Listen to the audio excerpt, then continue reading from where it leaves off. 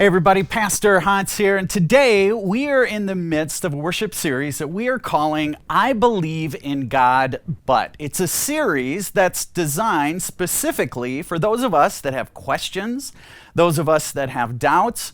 Maybe you've been hurt by the church, or someone you care about has been hurt by the church, or maybe you just have a beef with the church. There are some unreconciled tensions in your life when it comes to faith. If that's you, this series was designed with you in mind. The series is called I Believe in God, But.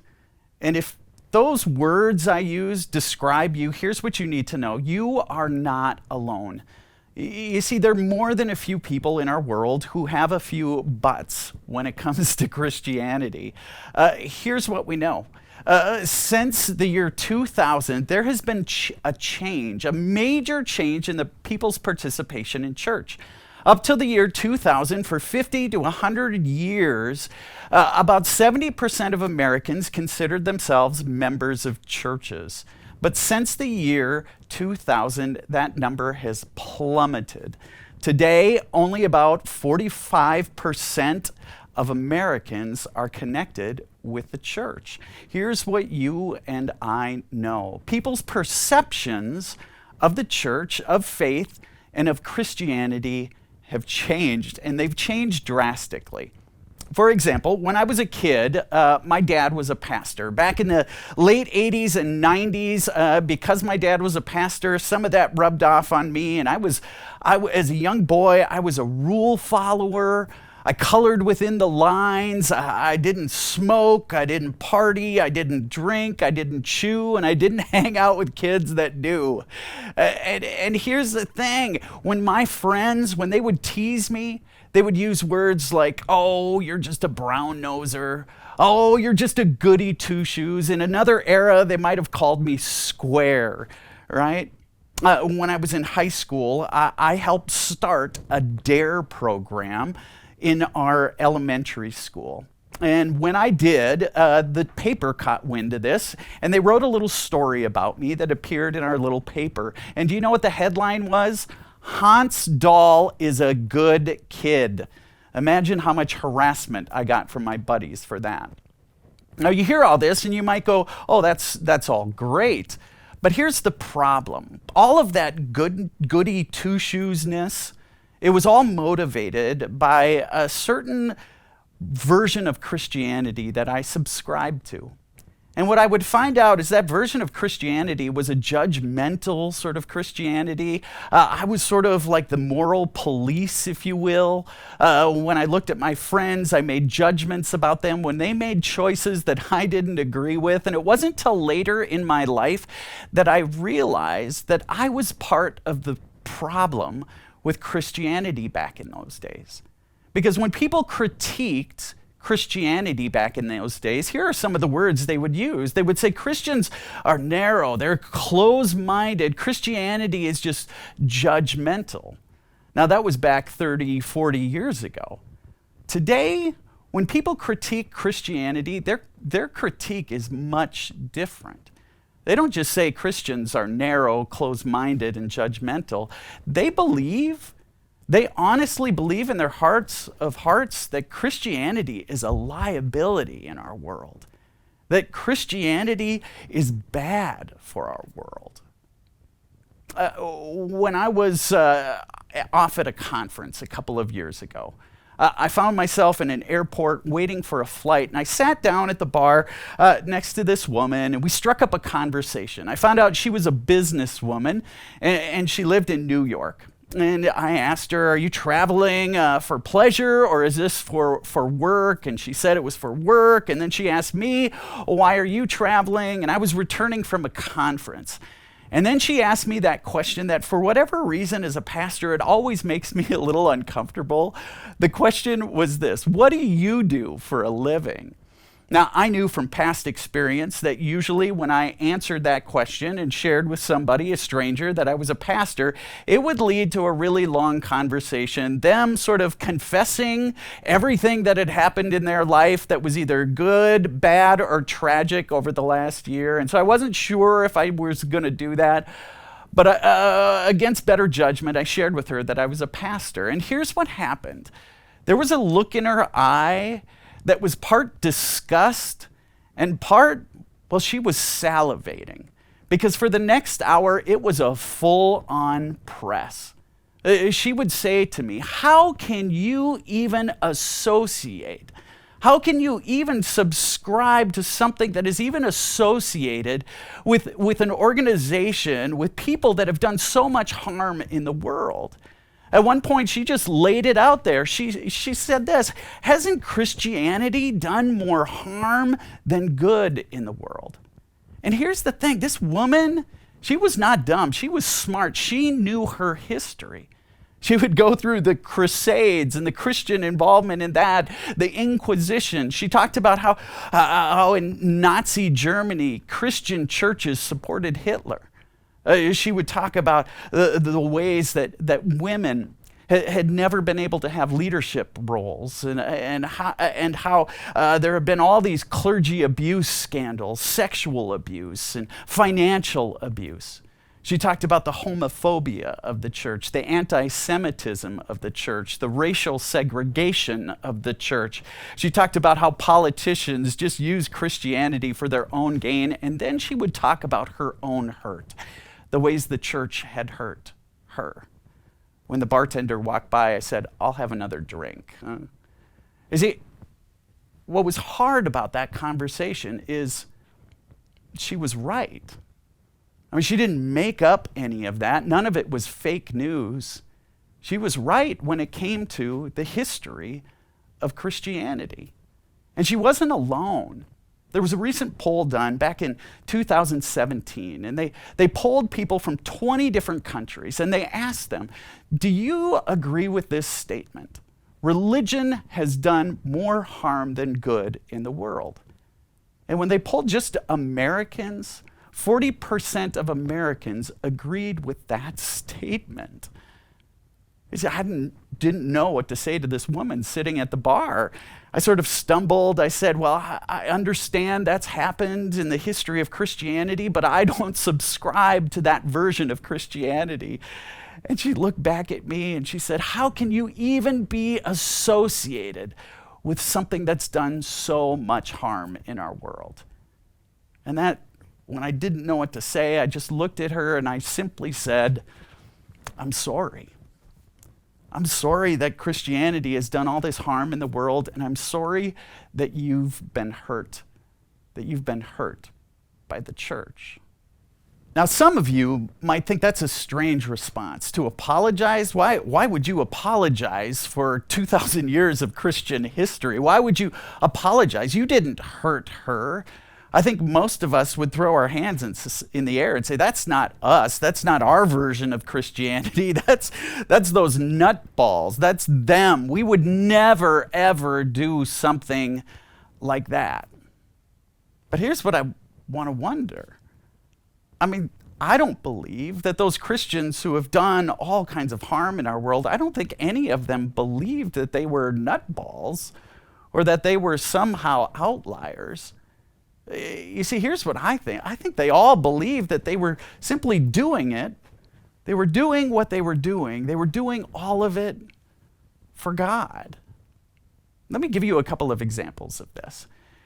In the year 1099, it was the year of the first Crusades. In Rome, the emperor organized Christian soldiers, and they marched their way to Jerusalem. They saw it as their goal to rid the world of Judaism and Islam. They would slaughter Jews and Muslims everywhere they went. But this time, this first crusade, they were going to take the holiest of cities, the city of Jerusalem. They entered the city and they massacred every Jew and Muslim in their way. Much of the battle took place on the Temple Mount. It's this area that's some 25 football fields in size. And there on that Temple Mount, the historians say that the area was just covered in blood. And when these soldiers would write back to Rome, to their spouses and families, here are some of the words that they would write. They wrote, wonderful sights were to be seen. Some of our men cut off the heads of their enemies. Others shot them with arrows. Others tortured them longer by casting them into the flames. Piles of heads and hands and feet were to be seen in the streets of the city. Now listen to this. They said it was a just and splendid judgment of God that this place should be filled with the blood of unbelievers. After winning that battle, they would march down the street to the Church of the Holy Sepulchre, and there they would worship, celebrating that God had led them to victory over the heathen unbelievers. You see, those Christians way back when, they believed that they were doing all of it for God. Again, if we go back in history to the year 300, Constantine the Great was in power over all of the Roman Empire, and Constantine was the first emperor who converted to Christianity. He freed Christians to participate in their faith alongside Jews and pagans. They didn't have to hide. They no longer were persecuted. They were given some freedoms. And here's what's interesting about freedom. With freedom comes power. Now, all of a sudden, in public, they were able to feed the poor, free slaves. They were able to build churches. And all of a sudden, with Christianity being publicly recognized, they were being invited to the emperor's home for dinner. They were being given positions of leadership.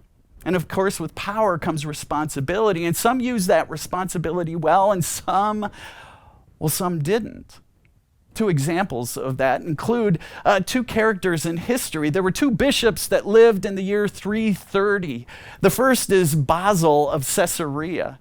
He was a bishop, and he had this newfound power, this newfound freedom, and he used that to bring people together, to gather resources. He used his power, his influence, his connectedness to start the very first hospital in human history.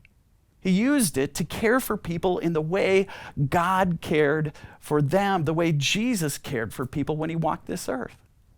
Unfortunately, there were other examples. At that same time, there was a guy by the name of Ambrose of Milan. He was also a bishop. And when he was in leadership, there were a group of Christians in a sort of anti-Semitic act. They burned down a synagogue. The emperor of the entire empire, he told them, you're going to rebuild that synagogue. He ordered them to do so. Ambrose of Milan, rather than supporting the emperor, he used his power, he used his influence to admonish the emperor. He used that influence, and because his influence and his power was so great, the emperor would back down. And that synagogue would never be built again. You see, here's the thing. Both these two characters, they believed that all they were doing all of it for God. So here's what I wonder. If they way back when had their blind spots, here's my question for you and for me. What are my blind spots? I mean, think about it. 20 years from now, 50 years from now, 200 years from now, what are they going to say about me? What are they going to say about you? What are they going to say about the church today? You see, it's interesting. When you read the story of Jesus, he never looked at Christians. He never looked at people like you and me through rose-colored glasses. In one of his most famous sermons, the Sermon on the Mount, he was teaching to a group of believers, some of his closest followers. It wasn't the Pharisees or the crooked tax collectors. He was talking to his most faithful. And when he did, he said this. He said, if you then, though you are evil, know how to give good gifts to your children, how much more will your Father in heaven give good gifts to those who ask him? And I imagine those followers, they looked at each other and said, who's he talking to? Is he talking to us? He doesn't even know. How could he call us evil? You see, here's what Jesus knew. Jesus knew what you and I know. We are not perfect people. And again, what Jesus does is he encourages his followers. He says, if you're going to be my follower, then we as Christian people should be some of the best at admitting our shortcomings. We should be the best in the world at admitting when we are wrong. We should be the best at admitting our faults. In fact, here's the thing. Jesus, he goes back to his childhood and he uses an image to help us understand what he was getting at. You likely know that Jesus' father was a carpenter, and he would grow up around a shop where no doubt there was sawdust everywhere.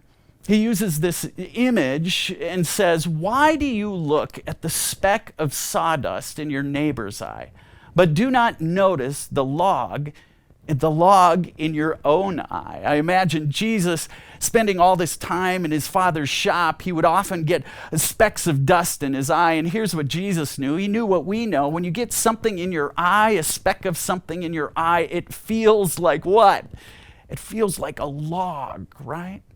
And so he goes on and he says this, how can you say to your neighbor, let me take the speck out of your eye, when all the time there is a log in your own eye? And he goes on and says, you hypocrite, first take the log out of your own eye, and then you will see clearly to remove the speck from your neighbor's eye. What is Jesus saying? He's saying that those of us who consider ourselves followers of Jesus, we should be more concerned with the log in our eye, our own faults, than the silly little faults that we make so big in our neighbor. When it comes to our neighbor's faults, we should say, hey, I'm not worrying about that because there's enough at home for me to worry about. The woman in that airport, she asked me that question. Hasn't Christianity done more harm than good? To answer that, I want you to think of a little analogy somebody shared with me once. Here's the analogy. They said Christianity is sort of like music. Our family, we love music. I sang in choir in college. My boys are into music. We love music. The analogy goes like this. Christianity is kind of like a piece of music. And the melody line is the gospel. It's the teaching of Jesus. It's words like this. When Jesus said, love your enemies, do good to those who hate you, bless those who curse you, pray for those who mistreat you. If someone slaps you on one cheek, turn to them the other also. If someone takes your coat, do not withhold your shirt from them. Give to everyone who asks you, and if anyone takes what belongs to you, do not demand it back. If Christianity is a piece of music, this is the melody line. And let's be honest, it's absolutely beautiful. But here's what you and I know. You know that there's a difference between the composition of the piece, the notes on the page, and how it's performed.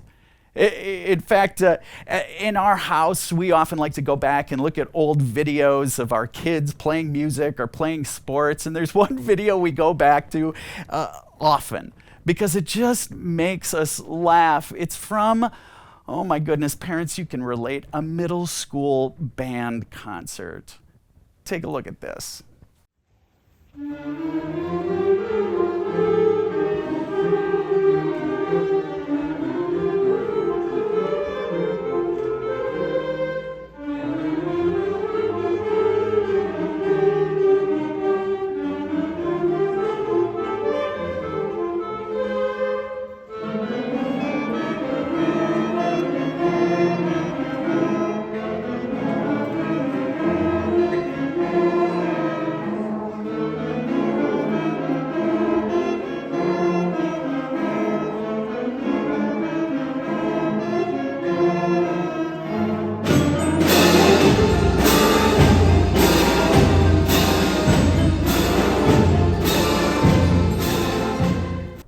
That was a really great piece until it got in the hands of sixth graders. You see, it's a beautiful piece. It's from Peer Gynt's Suites. I went out searching for another copy of that piece, and here's what I found: the Seattle Symphony.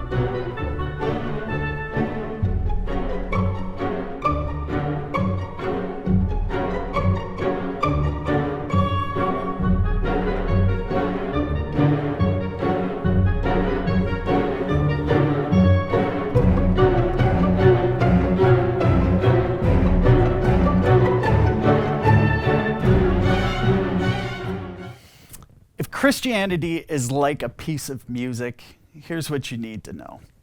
Christians haven't always performed the music well, but the truth is the tune, the melody, it's still beautiful. I mean, the truth is that the melody, love your enemies, love those who hate you, love your neighbor as yourself. It's a beautiful melody. The problem is we as Christian people, we haven't always performed the music well. And so if you're watching today and you've been hurt by the church or hurt by Christians, here's what I hope you know. It's because Christians haven't performed the music well. It's not because the music isn't beautiful. I mean, honestly, if you've been hurt by the church, I'm sorry that Christians haven't always loved the way that Christ loved. And here's my prayer for you, that one day you would hear the original song, the original melody, that original tune, that tune that Jesus took all the way to the cross.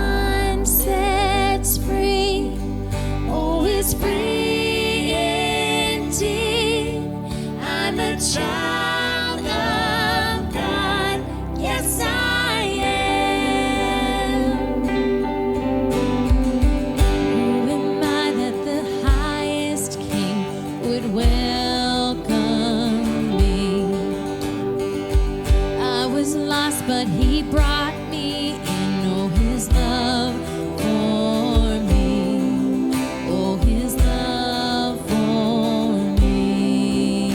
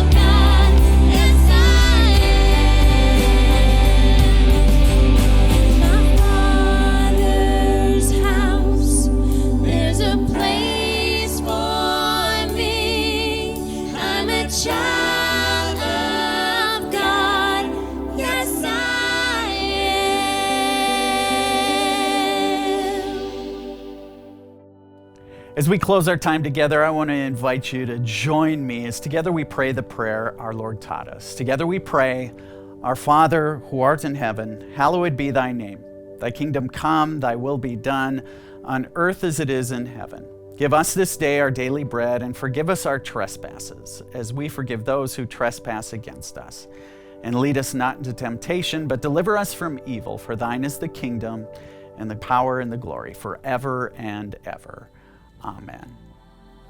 Hey folks, thanks so much for being with us today. If this is your first time with us, we're just honored you chose to spend a little of your day with us, and we'd love to connect with you. The easiest way for us to connect is for you to head out to our website, calvaryalec.org, and there hit the button that says sign up for emails. It's an easy way to take just another little step with us. You'll receive an email each and every Friday that just shares the ways that you can get involved and we can get connected with you here at Calvary. For those of you that have been a part of Calvary for a good long time, we want to share with you that at the end of this month, we have our annual meeting. Every year, we gather as an entire church to talk about the business of being the church and how it is that God is moving us into this new year. You're invited to join us for that annual meeting on January 28th. That's a Sunday at 9:30 between our services here at the church. We've got a lot to celebrate, so I hope to see you there. As we close our time together, I want to say a thank you for your incredible generosity. Every time we gather, we have a time of generosity because as Christian people, here's what we believe at Calvary. We can't not respond to the goodness of God by living lives of generosity. So at this time, we invite you to make your offerings. You can make them in any of the ways on the screen. The easiest is probably to head out to our website, calvaryalec.org, hit the button that says give, sign up for a one-time, or you can sign up for a reoccurring gift. Second way you can make a gift is with that app on your phone, Venmo, or if you want to write a check and drop that in the mail, you can send it to the address on the screen. If you're not quite certain how to make your gift, or you want to consider making a special gift, we'd love to talk with you about that. Just give us a call. The number, again, is on the screen. Folks, thanks so much for tuning in today. We'll see you next week.